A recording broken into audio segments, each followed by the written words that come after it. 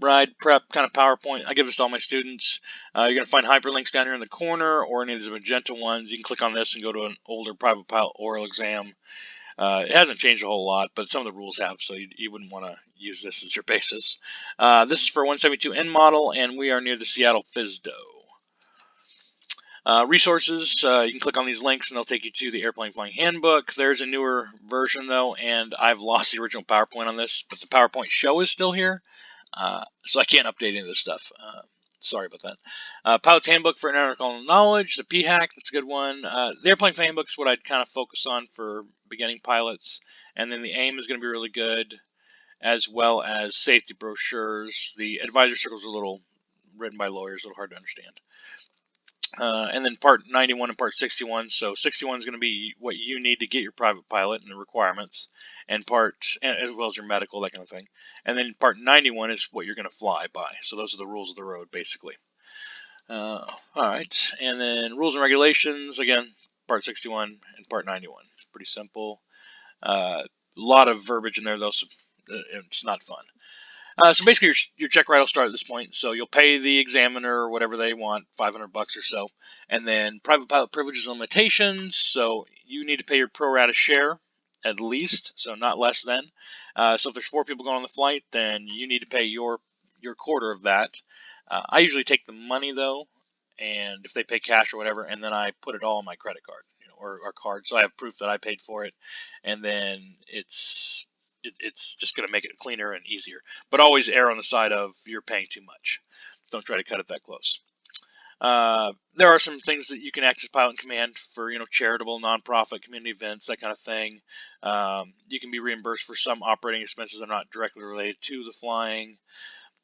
There's a few other things there. And 61113 will point you to that. They shouldn't go too deep into this, but it's good to have a general knowledge of this because this is your limitations and privileges as a private pilot. So what do you need to take me on a flight? So I need my pilot certificate. So that's going to have my name, but not my picture on it. It's just going to be basically this. It'll have a picture of Orville and Wilbur Wright, though, which is not real handy.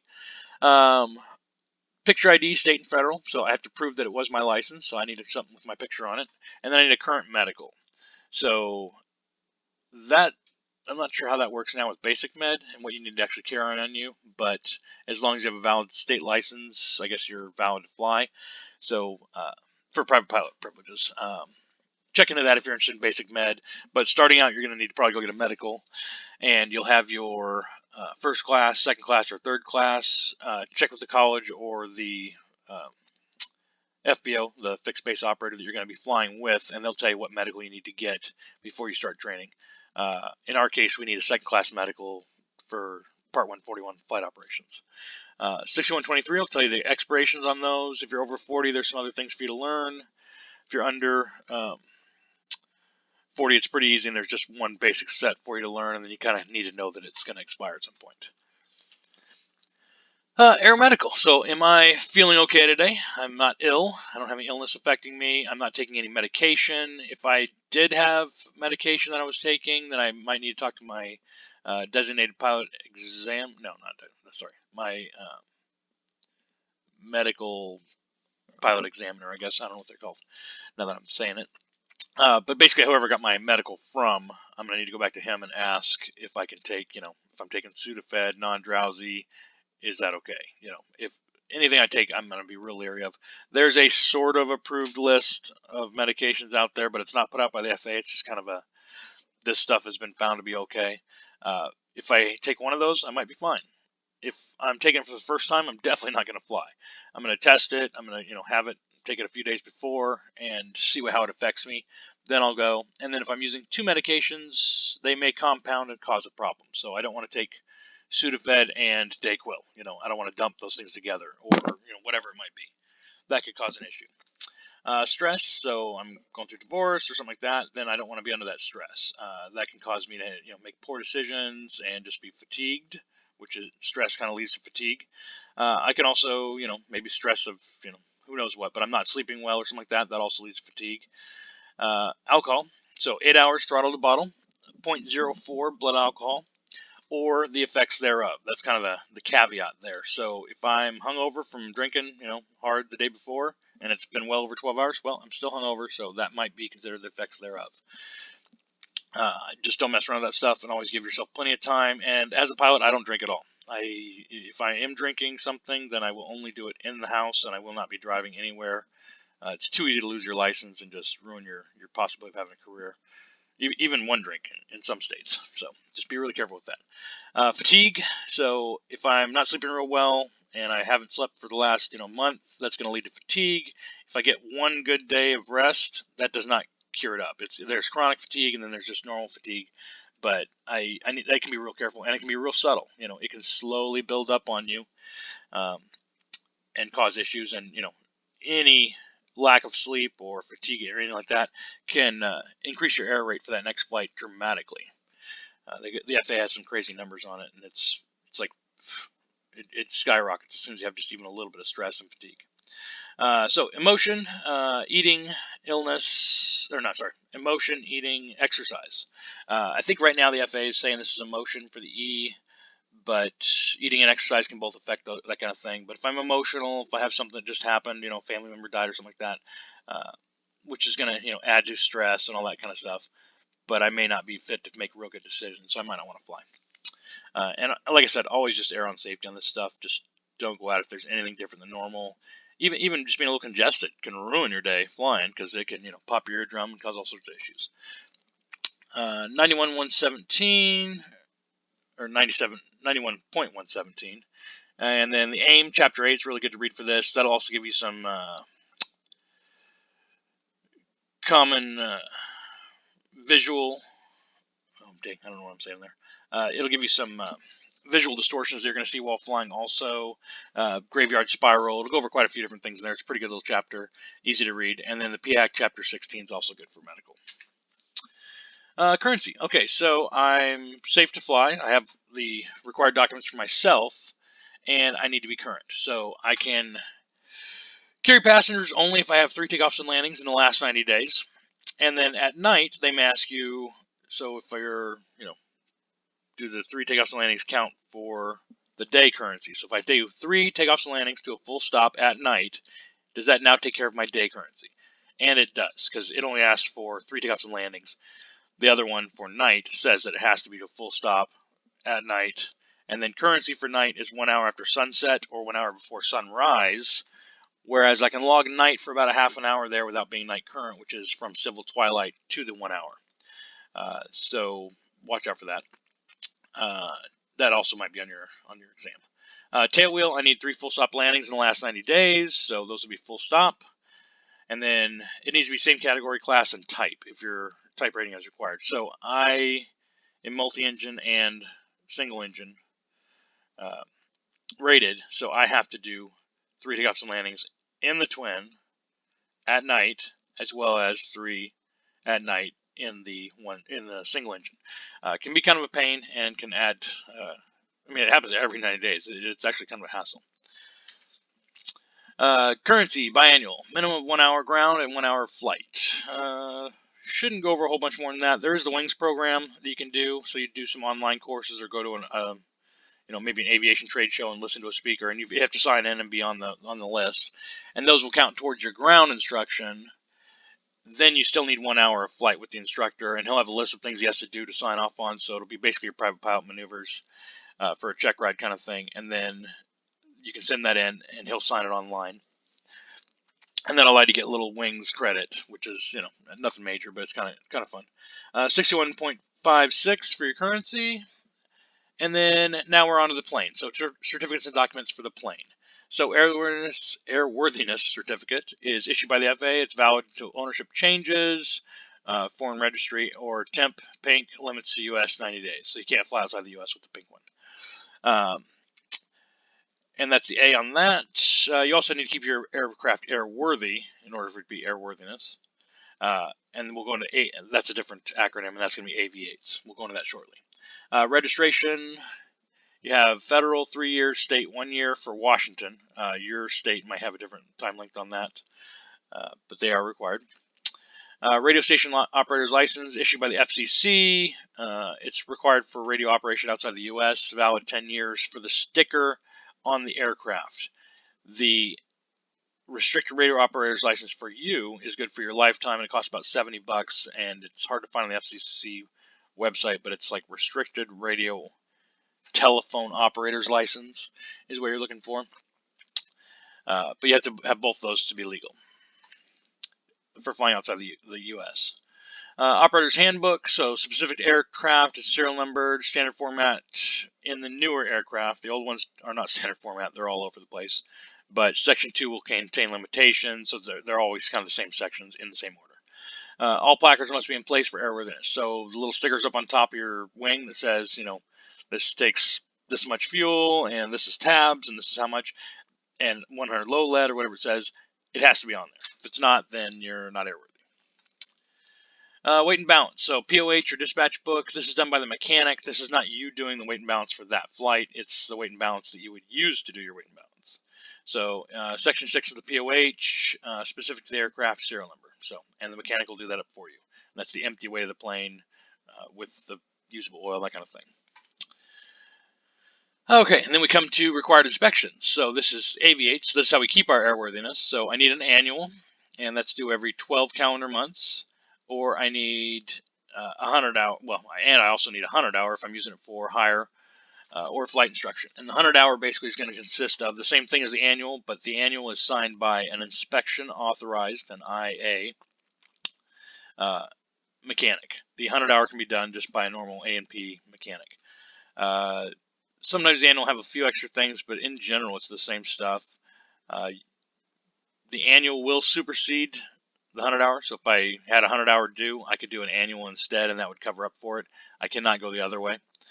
Most planes are going to have a 100 hour AD, which is coming up next. And that's an airworthiness directive. So you can't actually go over your 100 hour. If you didn't have any ADs on the 100 hour, you could go up to 10 hours over if you were en route to get service for the aircraft. And then that would come off your next one. So you'd have 90 hours on the next one. So it doesn't gain you any time by going over. But that doesn't hold true for hardly any of them, and usually if they have a 100 hour, an AD on the 100 hour, it is the second that that thing rolls over to 100 hours, you're in trouble. So do not go over those, and be careful with that. And definitely check for ADs. That would be something your mechanic should be in charge of, or the owner-operator, but you, as the pilot in command, are responsible for all this. If you fly the plane when it's not an annual, or the 100 hours expired, or an AD is going to be tripped, it's your fault. And there are ADs that are less than 100 hours. We have one that's every 50 hours. It's on the oil change. You have to have an inspection done for the oil filter or something. But so watch out for ADs. Transponder is going to be every 24 calendar months, and that's the same as the PITOT-STATIC system. And you'll need to show this in your logbook to the examiner. She'll walk you through all this, or he or she will walk you through all this. And then the ELT is going to be every 12 calendar months, so it's more important than a transponder because this is how they find you if you get wrecked. And then half the battery life, or 1 hour of cumulative time. So if I use it for 5 minutes today, 5 minutes tomorrow, 5 minutes the next day, testing it, then as that adds up to an hour, then I would need to get it replaced. The ELT can be tested the first 5 minutes of the hour for, I think, no more than 3 sweeps. And then you would look under 91-207 for most of this. Annual inspection required every 12 calendar months, must be assigned by an inspection authorized mechanic, IA. And it'll be the same mechanic that signs off for both half the time, you know, so he just adds the letters IA on the annuals. Annual inspection will qualify as a 100-hour inspection. 100-hour inspection, yep, just goes through the basic settings there again. Required for aircraft carrying passengers for hire or use for flight instruction. Every 100 hours signed by an A&P or higher. And then 10 hours over, it comes off the next one. 100-hour inspection will not qualify as an annual, but an annual will qualify as 100-hour. 91-409. Required equipment. So this is basically going to come into what I need. And this is A Tomato Flames is your acronym for this. I won't go into this too much. 91-205 is kind of where you're going to find that. Anti-collision lights are 97. Anti-collision lights 96. And for hire, you need a landing light. It doesn't have to be used, but it has to be operating and working. If you're going to be flying at night, you need it for hire. That should be it for that. Not too... So 8 tomato flames, and then flaps is for night. Inoperative equipment. So here's a nice little inoperative equipment. So if this is broken, then I do this. If yes, then I do this. If no, I do this. You just kind of follow the flow chart here. I carry one of these in my knee board at all times. All equipment listed in 91205. Does the aircraft have a minimum equipment list, an MEL? So an MEL is going to be the minimum equipment list that is required, and that's usually going to be like a large operator. So Alaska Airlines is going to have a MEL for their planes. So if their number one VOR is broken, they open the book up and they look down the book and it says, if the number one VOR is broken, this is what you need to do in order to fly. So it's the equipment that can be broken and I can still fly. And this gets confused all the time, so make sure you have this well in your head. So just think about looking at the dash. That instrument's broken. Now I need to look at the book. It says what I have to do to still fly. So it may have them, they have to have a working GPS, and a VOR number 2 has to be working, and they can only do CAT, whatever approaches. And that'll be what's required for them to do it. And it's basically so you can just keep making money and you don't have to kill an airplane for something that's you're not going to use anyway. If unsure, contact a mechanic. So, excuse me. So usually if I have anything wrong, I'm going to walk over and talk to the mechanic before I take off. So if I have a light out, I'll go over and talk to him and say, hey, can you fix this?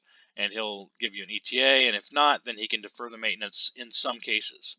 We're a 141 flight school, so we don't defer anything. We just get it fixed. All inoperative equipment must be disabled, removed and placarded inoperative per FAR 91213. In most cases, if it breaks itself, then fine, I can put a sticker over it and say that it's, inop, and I can defer it. But in most cases, it needs to be done by a mechanic. He's going to come, disable it. So if something quits working, why did it quit working? Is it an electrical short and it could cause a bigger problem when I start flying? I don't know. So I'm not going to make that call. I'm just going to take it to the mechanic and have him fix it. If it's your own plane, then you're going to have some more leeway with that. But I tend to always default on the thing that, I want it totally taken care of and somebody else more experienced than me to look at it. Special flight permit. So ferry permit. So I basically want to fly my aircraft from one location to another to get it fixed.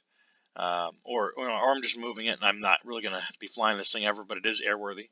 So obtain a special flight permit. You will need to provide the following information to the FAA or your flight FSDO. So your FSDO, you'll call up to your local office. Purpose of the flight, proposed flight itinerary, essential crew required to operate the aircraft, and the ways, if any, in which the aircraft does not comply with the applicable airworthiness requirements. So permits must be carried in the plane. Flight itineraries must be adhered to. So if I say I'm going from point A to point B, I need to go from point A to point B. I can't stop anywhere else on the way. I can let them know that I need to stop on other places, and that should be no problem. I just need to do it. And they also don't want you flying over, populated areas, that kind of thing. So if you can avoid that easily, then do. I tend to be kind of vague on my route of flight just so I can have some leeway. But the only time I've ever used one, I flew well away from anybody that I could, but due to weather, I had to divert a little bit. So I'm glad I didn't put a more specific flight route on there. Aircraft systems. So you're going to need to know this stuff. Refer to your POH for the aircraft that you're going to be using. Propeller. Should have a pretty good little paragraph on all these systems. Just make sure you know what it says. So the oil system. And don't just regurgitate this information. Actually understand it. So, how does the propeller work? How does the oil system work? So when it says wet sump, what does that mean? It means that the crankshaft is taking a bath in oil and is being thrown up in it. A dry sump system is going to have pressurized system that's going to push oil in there, or spring operated. But I need to understand these systems more than just being able to regurgitate the paragraph. So get with your flight instructor or get with a mechanic, even better, and talk to them about that. The 172, parts identification. So know what your antennas are and where they're located. They're not always located in this order. So some of ours have a COM1 on top and then a COM1 on the bottom. Your VORs usually look like that little V antenna on the back. DME transponder and marker beacon. All these can get kind of confusing underneath. They'll have different little looking antennas. Your ELT is important. That antenna breaks off a lot in an actual accident, so you'd want to make sure that the cable is still going to it if you actually had an accident and that it was on and able to transmit. PITOT-STATIC system, so airspeed indicator, altimeter, and vertical speed indicator. Altitude encoding transponder. Those are all going to be your PITOT-STATIC system.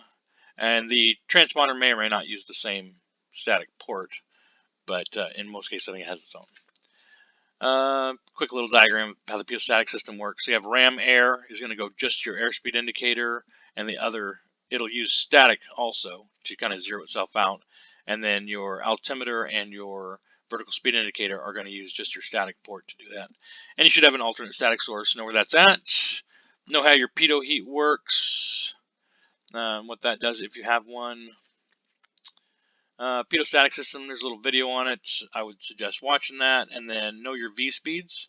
So bottom of the white arc is where you're going to stall dirty. So you have your flaps down, you're still going to stall. Green is when you're going to stall when you're clean.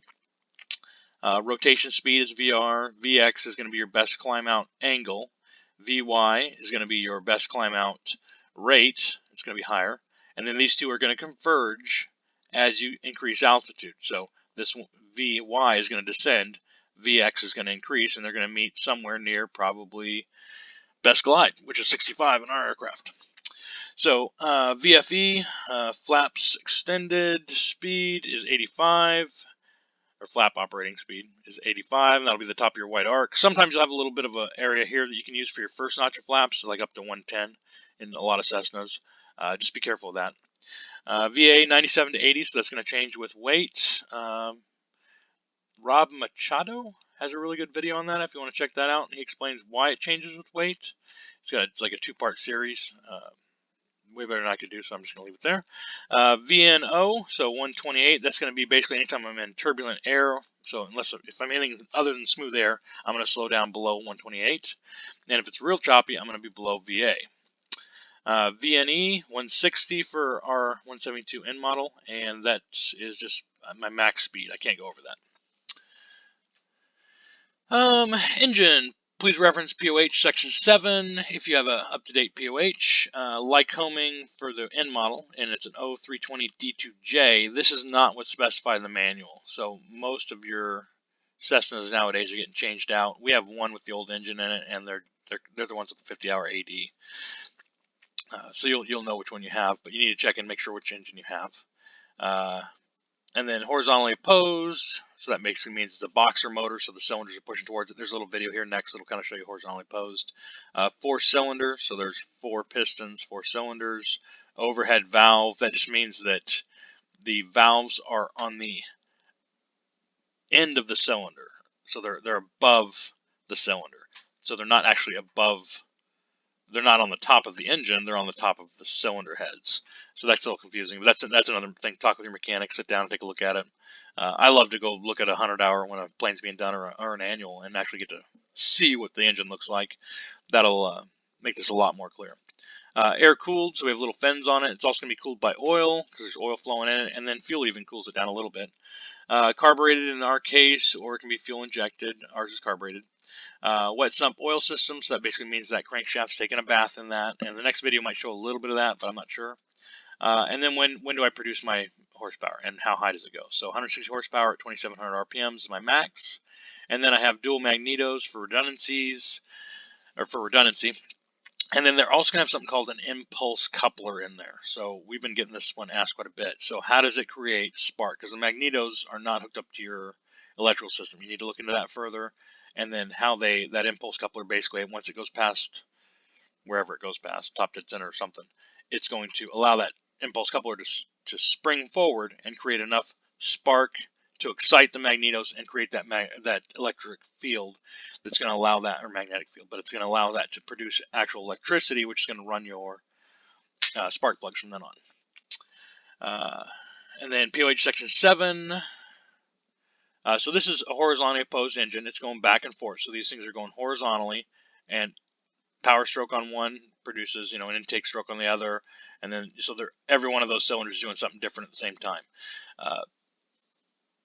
But the power stroke is going to be when it gets the spark right on top of it, blasts that, fuel explodes and then pushes it down, and that's going to have the next one's going to be your exhaust stroke, and then it'll have an intake stroke, and then a compression stroke, and then power. But you can watch the video on YouTube. It's a good one. It's like push, pull, suck, blow, bang. I don't know. Go look that one up. I would just go through the normal one, which is going to be your different strokes on that for 4-stroke, and then POH section 7. And then engine oil, 8 quarts max, 6 quarts minimum. That's not always true. The Cessna book will probably say 4, but for ours, we have the oil cooler and we have the upgraded engine. That's why it's in red here, kind of warning you that it's different. Usually, if it's not 5 quarts, then I'm going to go talk to the mechanic and say, hey, do I need more oil in this one or not? Because some of ours take more oil, some of them don't. Bottom sump means it's going to come from the bottom of the engine. Engine-driven pump for putting that, or for circulating that oil around. This is a simple diagram of it, but not too bad. And then fuel system, again, go to your POH, go to section 7. 100 low lead blue for the fuel. There are some other types of fuel you can use, but it's usually 100 low lead is going to be easy to get normal. Ours are 40 gallons usable, 3 gallons unusable, carbureted, gravity fed. And you can see the vent systems here. You can see the cross feed here. The fuel caps are vented now usually. That's an upgrade. One or both. I think usually most of ours are both. Your little fuel sump down on the bottom, the lowest point. This is also going to be your water strainer. And then you're going to have fuel sumps on either fuel tank. And those can be from anywhere from 5 per fuel tank on some of the newer models. And then you'll have 3 sumps on the bottom to just 1, 1, and 1. So the N model is just going to be 3 sumps, but the R models are going to be 5, 5, and 3. So just have an idea how this works, because fuel is pretty important for flying. Electrical system, reference your POH again, 28 volt system, 60 amp alternator, direct current DC, 24 volts, 14 amp hour battery. But again, it's specific to your actual aircraft. Engine driven, attitude indicator, heading indicator, suction gauge, so vacuum system. This gives kind of a quick little description of where it goes, but it's basically you're going to have a filter behind your dash most likely, or somewhere right up there near the firewall. You're going to suck air through that, through your instruments, through the vacuum pump and out, and you've got a relief valve, and that can get stuck open or stuck closed. If it's stuck closed, you're going to have too much pressure, which is going to freeze your instruments in place. They can't move. So think about it being kind of trapped by extra pressure holding it in place. If it's trapped open, I have a video on that. We just had one die the other day that way. Possibly. I think it was actually just the attitude indicator failed. But if it failed open, then these are going to be all loose and they won't have enough pressure, so they're going to kind of flop around. Your attitude indicator is going to be just crazy looking and won't look right at all. And you can get some suction gauge indications. This one shows it just on the one instrument, but I've heard that it actually can sense both. So it's the suction in the system regardless of each gauge. But don't quote me on that.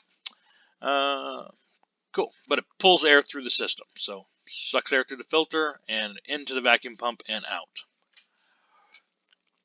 out. Brakes, how they work, pretty good little video on this. Most of them are going to work pretty much the same. Disc brakes on their main wheels with calipers and the pads. Pretty simple. This guy does some really good videos. The Stephen Karp animation illustration. He does some really good ones on this stuff though. Flight controls. Again, this is another one of his videos. It's going to kind of just be a basic one of the flight controls. Cables and pulleys. Reference your POH. Pretty simple. Trim controls. Again, probably the same thing. Cables and pulleys, springs. I don't know if the chain would be actually correct, but you just need to check on your actual plane. Ask the mechanic if you can. Gyroscopic instruments, so attitude indicator, heading indicator, and turn coordinator. So these two are vacuum, so your attitude and your heading indicator are vacuum. Your turn coordinator is going to be DC or electric for redundancy, for safety. So when your vacuum system dies, it's going to be able to do that. Whoops, sorry. It's going to be able to keep running, so you'll be able to keep your wings level at least, and you've got your little bubble here for keeping yourself coordinated. So it's DC electric, vacuum, and vacuum. Gyroscopic instruments, I'm not really going to explain this too much. The PHAC 715 would be good, but it's going to be based on rigidity in space as well as precession. So if I apply a force to a spinning gyro, it's going to be 90 degrees in the direction of rotation is where the force is going to be actually applied. The way I like to think of it, though, is basically, so as I turn the plane, my attitude indicator stays in place and doesn't change. I'm seeing a change in the attitude indicator because I'm turning the whole plane around it. So it's stuck in space, and I'm doing a twist turn around it, and it just kind of stays there. That's kind of how I usually think about it. I don't know if that helps or if that confused you, but hopefully it helped. So gyroscopic, rigidity in space, and precession. This kind of shows those. PIAC 715 if you wanted more information. It's not real complex or super important, other than you need to know that how it kind of works and that it does work. And you can also, your heading indicator is going to lose its, it's going to precess, which is kind of a different type of precession, but it's going to slowly get off and off and off and off and off. So you have to reset that about every 15 minutes on your heading indicator. So aerodynamics, adverse yaw. So when I go ahead and turn, I'm going to produce more lift on one side and more drag on that side. And the low wing is going to have less lift and less drag. Therefore, I'm going to want to pull in the opposite direction of my turn. So when I turn into a right turn, I need a little bit of a right rudder to keep myself centered. Otherwise, I'll get that adverse yaw pulling the wrong way. Spiraling slipstream, I don't know how much this works, but it's going to basically be your propeller is rotating. It's going to throw up a spiraling slipstream, which is going to wrap itself around and impact the left side of the rudder, causing your nose to go left. I have, I've been to a couple aerodynamic classes, and, this one's a little bit vague. P factor, so angle of attack, thrust, and then angle of attack on the descending blade versus the ascending, so versus the top. As it comes down, it's going to get a bigger bite of the air, and it's going to create more thrust. So this thrust here, this is the ascending, and this is the descending blade, is going to create more thrust, and that's going to pull you to the left, basically. This shows the right and left sides. I don't know if that's helpful, but it's a little confusing. But usually that's only when you have a increased angle of attack. So when you start to rotate, it's going to want to pull left. Torque effect, you're going to have equal and opposite. Newton's laws come into there, the third law. So an equal and opposite reaction. So in this case, when you're on the ground, your wheels are setting on the ground. This is only going to happen usually when you're flying, and not a huge one for it, but it's one of the left turning tendencies. Go to your PIAC for more on that. Pre-flight action, all available information concerning the flight for every flight, and then IFR not in the vicinity. Then you need to know your northwest craft, which is a good one. But yeah, basically the FAA tells you you need to know everything for every flight. So, and I tend to go through most of these things for all my normal flights. And runway links, I don't have to look it up because I know what my runway is. But if I was going someplace else, I'd really need to look it up. So you should have a pretty good idea for every flight. 91103. Weather brief, you got DUATs, you got 1-800 weather brief. I think that's a DUAT now. There were two of them, but I think DUATs might be gone. For flight, different apps, weatheraviation.gov. And I like to call 1-800 weather brief and get a second opinion from a live briefer. So if I'm planning a cross-country flight and I'm a private pilot especially, I'm just going to call the number. I'm going to call 1-800-WX-BRIEF and ask them, hey, I'm planning on going from here to Hoquiam. What's my issues? And they're going to give you a thorough brief. They're going to tell you the NOTAMs. They're going to tell you any hazards on the way. They're going to tell you if this airport's shut down, or, hey, this one doesn't have fuel. It's pretty handy. And it just gives you somebody that does this all day, every day. You get their opinion, and it's a great resource that most people don't use. They try to do it online. I prefer to actually go get a live briefer's opinion. Be aware, though, some of them may not know our local area and may not understand, that we have pop-up thunderstorms or something like that that are notorious for a certain area near you. And then he may just not know the flying conditions, and he may not be a pilot either at all. So keep in mind that the briefer's opinion is something to use, but don't trust any more than you would any other weather resource. Always have a backup plan. Weather reports and forecasts. I'm not going to go over how to read this very much. I do have some stuff on my Google Drive. There'll be a link in the bottom of this description to my Google Drive for private pilot, and there's some good literature there from the Air Force on how to read these. Pretty awesome. You can get them pretty much any way you want nowadays, but I tend to read them in the in the original form, which is the best way to learn to read them, but you can get them basically so they're written out for you so you can read everything in normal, plain English. But for your private pilot stuff, you're going to want to learn to read that in the standard raw format. Forecasts, weather and reports. So this is going to be your TAF. So the first one's a weather report. That's what's happening right then. That's your METAR. Your TAF is kind of a best guess on what's going to happen in the near future. And then those will have different times in there for them. I'm not going to go over this. So weather interpretation, safety of flight, experience, emergencies, personal limitations, airplane limitations. Expect conditions to be worse than forecast. So, basically have a plan, have a backup plan for an emergency situation. So I tend to not go on cross countries unless I really have to, if the weather's not great. And if I am being forced to go on it, why? Is there really a reason that I need to do it? Granted, once you start getting paid to do this for a living, you're going to have, your weather minimums might be a little bit lower than they are now, that's for sure. But, still have a good plan, and you'll gain with experience. You'll be able to push those limits out a little bit, but a lot of people die from weather, so be careful. Weather, 3-cell model. So this is a link to Null School, pretty good thing. I now use windy.com for all my weather kind of. They're going to have webcams. There's a lot of information there, but they've got the same thing where they're going to show the actual flow rates of the wind and where it goes and dust particulates and all sorts of stuff. I think Windy probably either bought this or stole it. I'm not sure. But the Windy product is really, really good. This one was more of just for looks, and you kind of go see the winds all around the world and see how the patterns were flowing. It wasn't really a weather product. It was just cool to show students. And then your different polar cells. These are always going to be the same kind of. So you've got your subpolar low, so you're going to have some weather in this area. You're going to have the equatorial low down there, which is kind of the doldrums. So if you're sailing your boat across here, you're not getting across easily. You can get stuck in there and there's no wind going either direction because they're going opposite ways.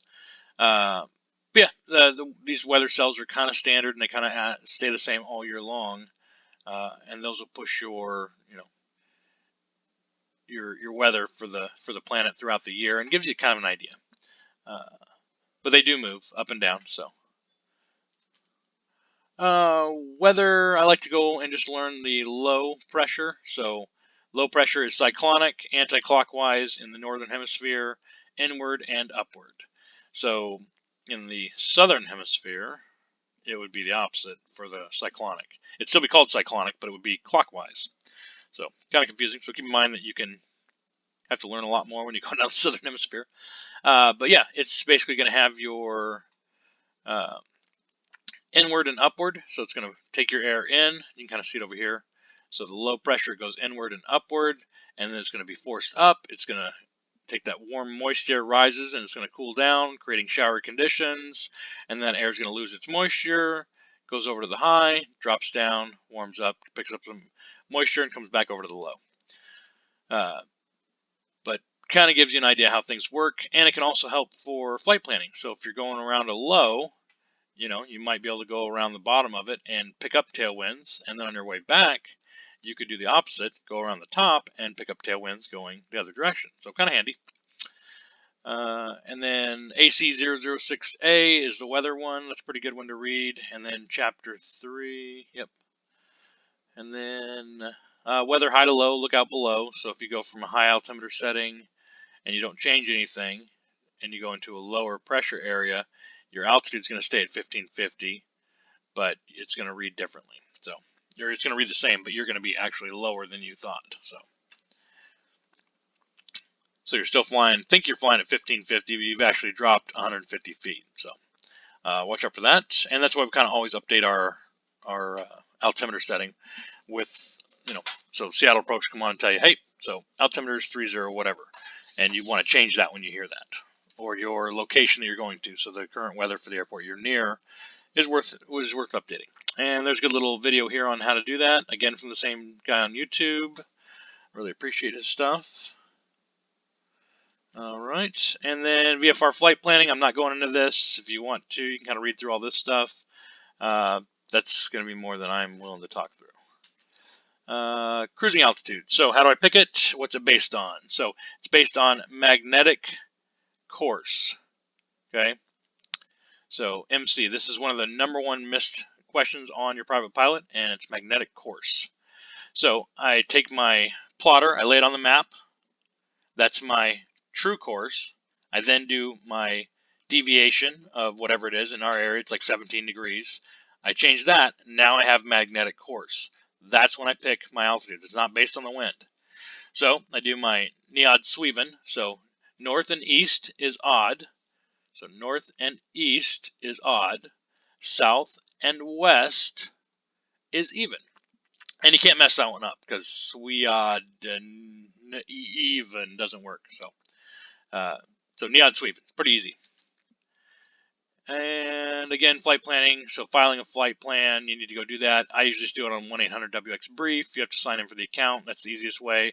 I can also call them up and do it as I'm taking off. Just say, hey, I'm leaving. I like to call it by closing. That's pretty common. But if I don't have cell service, then I'm looking for an FSS frequency, something on a VOR there. And then pre-flight, always use a checklist. I personally follow the order that Cessna gives me or Piper gives me. They've got it in an order and they show me how to do it. If I don't do it that way, am I taking on liability? I don't know. They had a reason for doing it this way, and I don't know what it was, but I tend to do it the way they tell me. Safety brief. I need to make sure everybody knows how their seat belts work before I move the plane. Basically, like getting on a big airline. They're going to, here's your safety belts, here's your exits, here's how to get in and out of the plane. I need to do all that. Sick bags. Have some kind of safety brief read out. I tend to use one that's just the safety. So seat belts, and then I don't remember what the A is, but I have a little brief that I have on my handout, and it's on my leg or on my knee board when I'm taking off. So before I even start the plane, I give the safety brief. Flow checks. Use them the same way each time if you can. 3 C's pre-maneuver checklist, confirm emergency landing site, clearing turns, call radio, and I do a flow check right then. I'm always doing that same flow check, so it's pretty easy. I do a T kind of on mine, so it's fuel, both, fuel cutoff valve, push in if I have one, flap set, mixture rich, throttles as required, carb beat as required, RPM as required, lights, engine instruments green, time, kind of confirm if I'm doing a diversion or something like that, I might need the time. Airspeed, I want to make sure that it's the airspeed that I want. If it's not, then I need to back out a little bit of power or add a little bit. Altitude, make sure I confirm it. Set my baro if I need to. Heading a line, I'm usually looking for some kind of good landmark out in front of me. And then I'm going to make a call, choose a spot, and do all that stuff too. So just have a good flow for that every time. Make it the same each time, so you'll notice if something's a little bit weird. If you get out there and it doesn't feel quite right, well, go back through it. Do another flow check. Starting the aircraft, runs through this real easy. I'm not going to go over this stuff. Taxi, eyes up, eyes out. So don't be pushing buttons. Don't be flipping flaps. I don't touch anything unless I'm at a full stop. If you don't know where you're at, then ask for progressive taxi, but always have an airport diagram available, and I would print it out for the airport that you are doing your check ride at and have that right on my knee board, and I'd put that up before I started taxiing. So I go through my safety brief, get done with that, store that in a pocket, and there's my airport diagram. Even if it's a simple, stupid airport that you've flown at a bazillion times, it's still worth having it there just for the check ride to show that that's something you're going to do in the future. Traffic patterns, yep, I'm not going through all this stuff. This is my home airport, though. Kind of a little rinky-dink picture of it, but cool. This is actually the college we go to, so that's Culver Park right there in the corner. Kind of cool. We have our own access, airport access to the ramp and everything, too. This stuff does change, so be sure you check. Like we just recently had, 2 years ago, this used to be runway 34 and 16, so... and then we have a local webcam from Flight on the airport. I like to click on that to get my weather before I drive over in the morning. You can take a look out there, a little webcam, and go, oh, I'm not going in. Airspace, know it, goes through it. So surface, we have G up to 700 feet AGL or 1238 MSL. From there, we're underneath the shelf on one end of the airport, goes up to 4,000. The south end is 5,000. And you can see how it kind of cuts right through here on us. And then we have Echo above the 10,000 feet of the Bravo, and that goes up to the Alpha. And from 18,000 feet to 60,000, we have Alpha, and then above that, we have Echo again. So cool, yeah, pretty easy. Just make sure you know it for your airspace and pretend like there's a rocket ship taking off from the middle of the runway. going up, what would the airspace be that it goes through? If your airspace is really simple, they're probably going to pick a more difficult airport somewhere near you. Special VFR. So if I need to get into an airport or I need to take off from an airport, I can get special VFR once I'm a private pilot, not before. I need 1 mile visibility and clear of clouds. So it's basically the requirements for Gulf airspace. And you're going to contact the controlling agency, and they're going to clear you for a special VFR and give you a time limit. So they're basically going to make that airspace into Gulf while you're using it, and you're the only person that will be allowed in there. They're not going to shoot IFR approaches in there. And nobody else should be able to use it because it's not VFR conditions. So they're going to make that Gulf airspace for you, basically, and you'll get to take off and then clear the area once you're outside that airspace. And it has to be a small airspace. They won't just clear everything for you. So once you clear that airspace, then you're no longer have special VFR, or they'll give you a frequency to contact to cancel it, or they'll give you just a time limit. So we have KPWT, it's echo to the surface, and the visibility limits for that would be 3152, so 3,000 or 3 miles, 1,000 feet above, 500 below, and 2,000 feet horizontal. But I could use special VFR to get out of there on a 1 mile clear cloud today. So I've got some clouds over the runway. I take off, I'm clear. Some airports do not allow special VFR, so we'll look for that. So Seattle Airport does not allow special VFR because they got too much traffic and they're not want to deal with it. Night, instrument rated pilot, and you have to be current, and an instrument rated aircraft. So the currency thing, I don't know, but that's what the examiner says, so that's what I believe.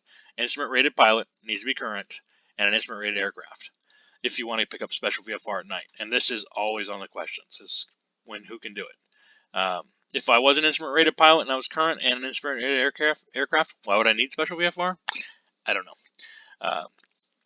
Yeah, so that it's always, everybody always goes, well, why? You know. Airspace, quick little easy read chart here for it. What requirements do I need to get into Class Bravo, Class Charlie, Class Delta, that kind of thing. Make sure you know that. Transponder when you need it. So I need above Class Charlie and in Class Charlie. So there's 4,000 feet to 10,000 feet. I need to have it if I'm going to be flying above Class Charlie.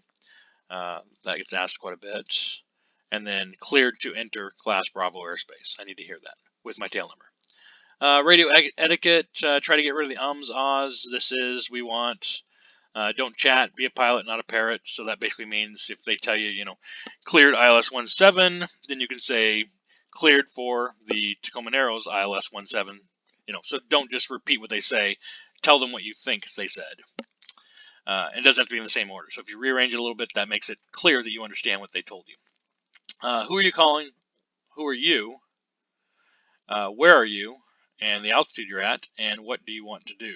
So that's kind of what you do for a good call. Keep it short. Whoops, sorry. Keep it short, listen before speaking, and think. Be professional, and then ATC Live, you can click on that. And then this Be Professional also gives some things on how to do better radio calls, and then ATC Live lets you listen to radio calls. So you'll start to pick up some bad calls and go, oh my God, you know, this guy just needs to stop talking. But I make mine really short. So left base 34 Pierce. You know, I don't mess around with, you know, the whole giant thing. I just Pierce County traffic. This is Cessna 53351. Left base 34 Pierce or 35 Pierce. You know, so I tell them where I'm at in the pattern, but I don't have to, you know, go into the whole thing. Turning left base. You know, I don't add any extra words. It's just left base 35 Pierce. But yeah, keep them short as you can, and usually less is better. But be clear. Radio etiquette and tips, so they're going to be a little bit here. I'm not going to go over that. HC light gun signals should be on your knee board. If they're not, then you need to learn these. If they are on your knee board, then not as big a deal. If they're not on your knee board, maybe put something in your knee board that has them. The one that would get me would be the flashing red and green. I would be like, what do you even want me to do? I'm just going away. And then also, you know, I may be in a class Delta, but once I squawk 7600 and leave, could I just leave the area if I lost my radio, you know, and maybe go land at a class, you know, Echo or Golf airport? Might be an option. Runway incursion. So this is a big one. Hotspots, know how to find those. So this is a hotspot right here. What does a hotspot mean? So that's going to be in the airport diagrams, not in your chart supplement guide. it's going to be in the end of your chart supplement guide. So it's not with the airport on the chart supplement guide. It's not the little airport diagram. It's the big airport diagram in the back of your chart supplement. Right before those is going to be a written description of what hotspot 1 is. So I would go to that, and it would say that hotspot 1 is pilots confuse this to be, you know, the runway, or they turn the wrong way on Bravo 1, or whatever it happens to be. It's going to tell me exactly what it means. I don't have to guess on what I think is happening at hotspot 1. And then Alpha 9. So something always happens at Alpha 9. They think they're at the end of the runway and they turn the wrong way, maybe, or they go the wrong direction for the takeoff. I need to go see what that actual hotspot means, not just guess at what it could be, or that it is a danger zone. This is an FAA emphasis area, and PHAC Appendix 1 was the thing for it, and this should take you to something, but that was all about airport runway incursion avoidance, and you'd want to check that out in the PHAC. It's a good chapter. Airport markings, know them. So a lot of times on our exam, the examiner will ask you to write out the whole short line. So it's dash, dash, dot, dot, or dash, dash, and then 2 solid lines. And then which side is the runway on? She'll ask you that. So it's dash through. So if I'm on the side with dashes, I can dash through. So this side is the runway, this side is the taxiway. I don't ever cross a solid yellow line unless I know what it is and I've been cleared to cross it. Cool. And then airport markings, go into that a little bit more. You know, when you're on the signs, they're kind of confusing to know, but if I do get confused by anything, I'm going to ask for progressive taxi. Or I'm going to pull over and just stop and get out my airport diagram, you know, download it from whatever. And I should have already had it out, but progressive taxi can save you a lot of heartache. I've got it once for Portland International Airport, and that was super helpful. That was very confusing there, so I was like, okay, I want progressive taxi, and it was super easy. He just said, just go straight and stop when you see the sign. You know, it was super simple, and not embarrassing because it was confusing. Night flight, FAA night flight. So go and read these little pamphlets on this, and then airplane flying handbook. Night flight is a good one for it. Rods and cones. So color cones, basically your daylight. I don't know if it has anything on here, but it's pretty easy. You're gonna have some blind spots at night that you're not gonna be able to see. So area of best vision at night is over here on the outside. Area of best vision in the day is going to be kind of through the center. So keep that in mind. If you're looking straight at something, you might not see it at night. Oxygen requirements, so know those. AIM says 10,000 a day, 5,000 at night. And I think it's because your eyes use more oxygen because they can't focus on anything. That's what I've heard, but there's other probably reasons for it too. 12,500 MSL. 14,000 and 15,000. Everybody has to have it. So go over that.